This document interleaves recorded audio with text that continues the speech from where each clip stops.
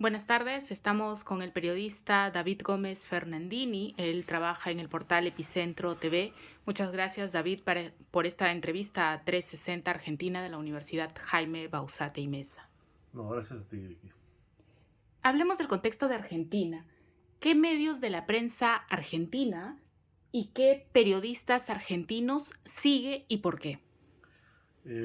Bueno, como medios, el que veo más frecuentemente es Infobae, porque me parece un medio digital que toca temas de Argentina, pero también temas de otros países y del Perú también. Entonces, por ahí aprovecho para informarme de lo que pasa tanto en Argentina como en el Perú. Y periodistas, bueno, el más, digamos, conocido es La Nata, ¿no? Que me parece que lo estuvo en Página 12 hace un montón de tiempo. Y ahora es toda una estrella televisiva que a veces es interesante, pero no siempre estoy de acuerdo con él, ¿no? Pero siempre es interesante igual ver su opinión.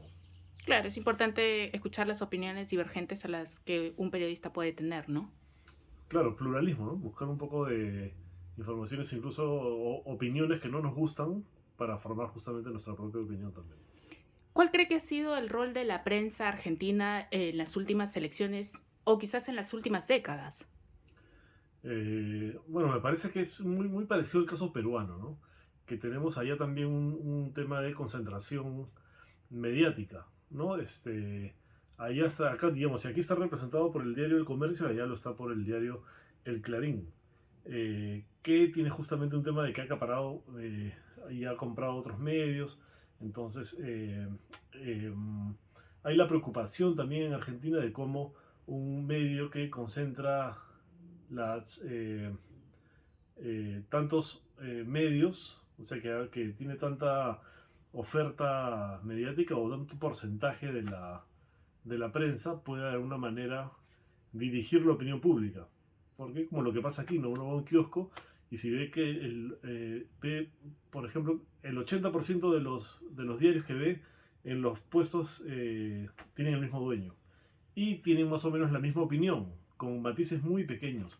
Entonces, si uno no sabe que existe esta concentración, puede asumir, puede más bien no saber que todos siguen más o menos la misma línea y dejarse influenciar por eso, porque ver como que esa es la opinión mayoritaria de los periodistas, pero en realidad es porque todos pertenecen al mismo grupo empresarial. Y allá en Argentina pasa algo parecido.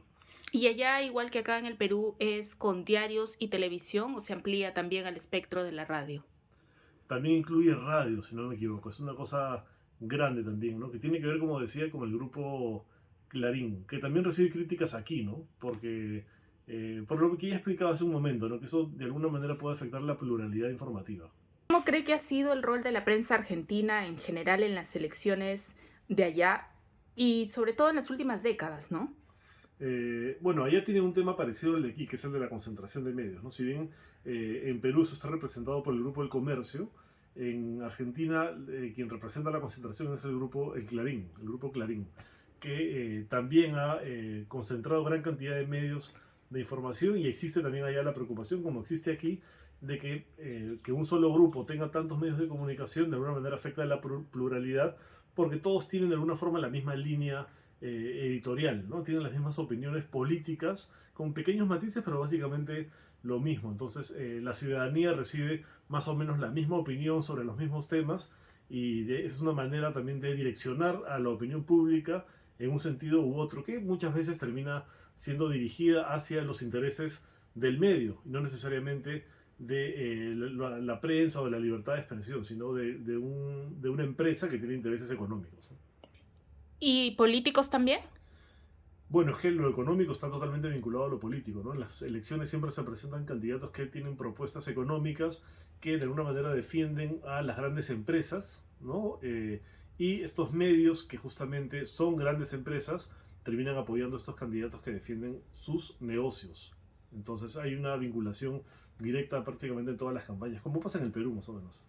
Un estudio señala que en contraposición al modelo de prensa independiente de los países anglosajones, en Latinoamérica ha cundido más bien el modelo del periodismo partidario y en Argentina más que en ningún otro país. ¿Qué opina usted?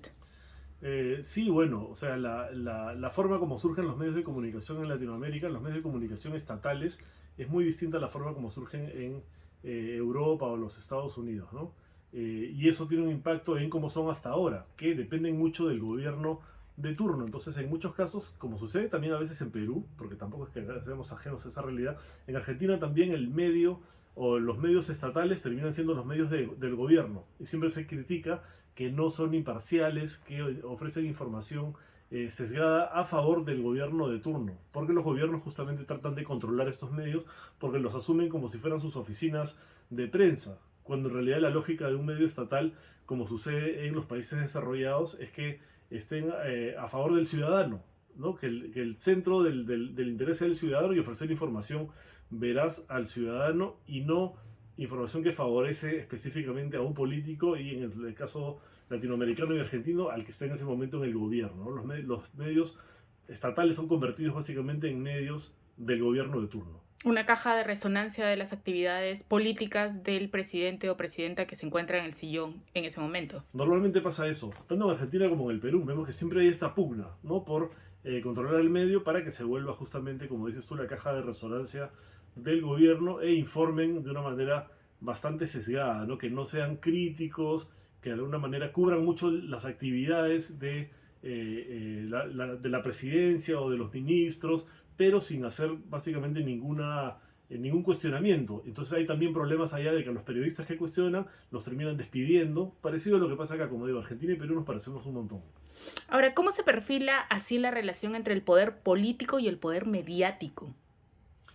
Bueno, como te decía, ¿no? El poder político y el poder mediático están íntimamente relacionados porque, bueno, los medios son un poder también, ¿no? Un poder fáctico. Tienen un poder que ostentan un poder y definitivamente se relacionan con el poder político. Y eso se ve sobre todo durante las campañas electorales, porque siempre vemos medios de comunicación que apoyan abiertamente a algún candidato.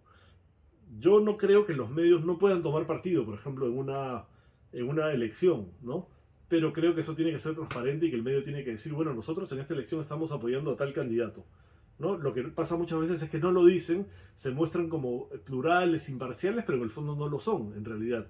Y porque pretenden justamente influir en la ciudadanía, que la gente no sepa esto, ¿no? Para que crea todas las noticias. Y muchas veces está el tema de que se confunde la información con la opinión. Entonces, no entienden a veces o no quieren entender que informar, que tienen que informar sobre todo y después pueden opinar sobre lo que quieran, ¿no? Pero la información tiene que ser plural, tiene que tener ciertos principios. No puedes ocultar información, por ejemplo, sobre un candidato para beneficiar indirectamente al otro a través de ese ocultamiento, ¿no? Tienes que mostrarlo todo y luego opinas sobre eso. Pero la información que ofreces tiene que ser veraz. Claro. Y en Argentina, desde el amanecer hasta la medianoche, radios, televisión y ahora plataformas digitales tienen diversos espacios políticos y de debate profundo. ¿Por qué allá sí funciona ese esquema y aquí en el Perú no? Sí, es que creo que en eso sí somos sociedades un poco distintas, ¿no? Ellos tienen una tradición democrática más larga que la peruana, a pesar de todas las crisis políticas que han tenido.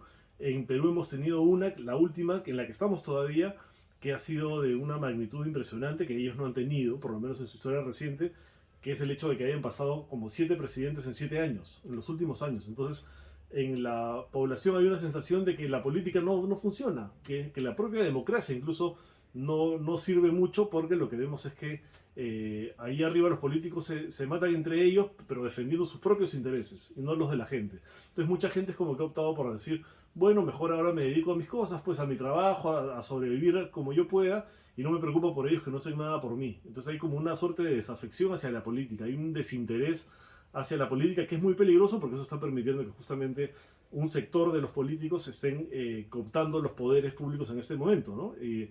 Pero la ciudadanía ha tomado esa decisión por lo que te digo, porque muchas veces ha salido a protestar, caía un presidente, salía otro, volvía a haber otra crisis, a protestas, no sé qué, más represión, en las últimas protestas hubo un montón de muertos, entonces hay como una desafección, como te digo, como ya de qué sirve incluso protestar o hablar de política. Entonces los medios también han asumido que a la gente no le interesa eso y no hay espacios en los medios de comunicación donde se debatan temas políticos. Antes lo sabía, o por lo menos lo sabía más que ahora. No tanto como Argentina, porque es verdad que ahí es una es una sociedad como en ebullición en general, ¿no? Por todos los temas culturales, políticos, etcétera, ¿no?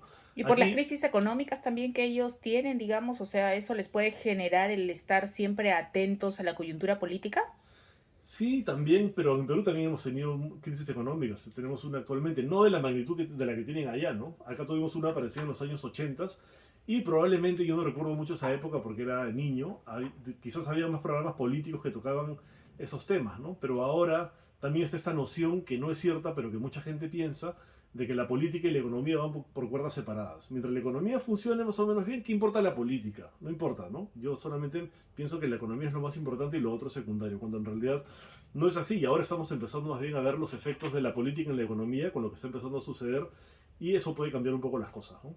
Hace 2 años, Javier Milei sostenía que los medios de comunicación te piden el poder para usarlo a favor de ellos y en contra tuyo. Esto fue en un contexto en el que los medios no cubrieron algunos de sus mítines. ¿Cuánto de cierto hay en ello?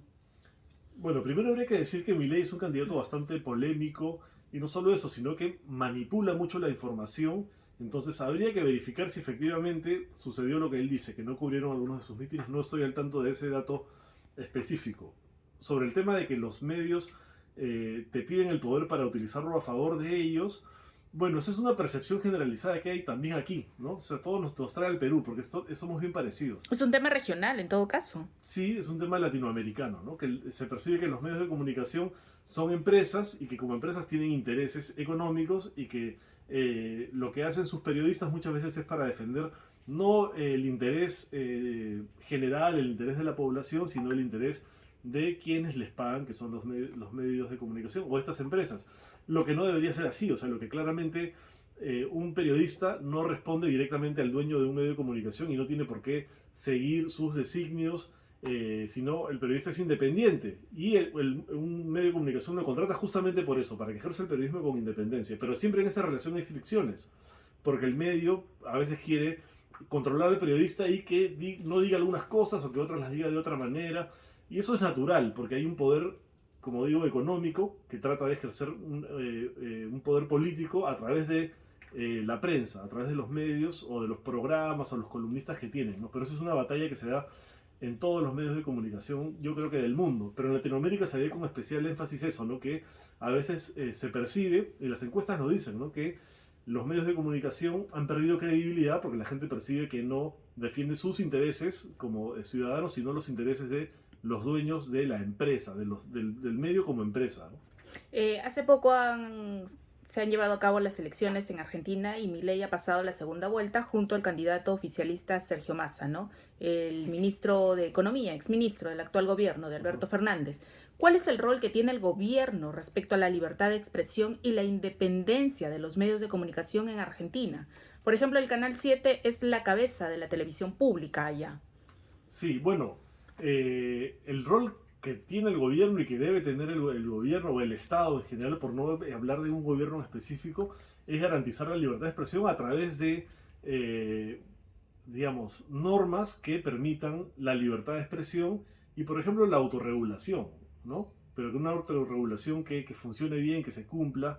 Y eso es un problema que tenemos en nuestros países también, ¿no? Que la autorregulación a veces no funciona y se plantean, por ejemplo, leyes para regular los medios de comunicación. Pero eso también es un problema porque después, ¿quién regula al regulador? O sea, si va a haber un ente que regule y que ese ente dependa además del gobierno, entonces el gobierno al final va a terminar castigando a los críticos y premiando a los que lo alaben.